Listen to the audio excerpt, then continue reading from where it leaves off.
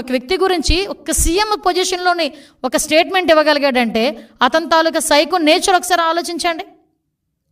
అలాంటి వ్యక్తి సొంత చెల్లి ఈరోజు నాకు న్యాయం చేయండి అని వివేకానంద రెడ్డి సొంత బాబాయ్ హత్య చేస్తే న్యాయం చేయండి అంటే 5 సంవత్సరాల్లో కనీసం ఒక స్టెప్ ఫార్వర్డ్ అవ్వలే. పాపం ఆ అమ్మాయి బయటకు వచ్చి, సునీతమ్మ బయటకు వచ్చి మళ్ళీ సిబిఐ ఎంక్వైరీ వేసుకొని ఢిల్లీ చుట్టూ తిరిగి నాకు ప్రాణాపాయం ఉంది, నన్ను రక్షించండి మొర్రో అని ఢిల్లీ నడివీధుల్లో నీ రక్తం పంచుపుట్టుకుని ఒక సొంత చెల్లి మాట్లాడింది. నువ్వు ఈరోజు ఆటవిక పరిపాలన గురించోనో లేకపోతే ఇలాంటి మాటలు మాట్లాడి లా అండ్ ఆర్డర్ గురించి 45 రోజులకే స్టేట్మెంట్లు ఇస్తున్నావు, ఢిల్లీలోకి వెళ్ళి కూర్చొని ధర్నా చేస్తున్నావు. ఎస్ రా, నేను వస్తాను ఢిల్లీ. నువ్వేం చేసావు 5 సంవత్సరాల్లోని 45 రోజుల్లో మేమేం చేసావు మేము చెప్పుకుంటాం.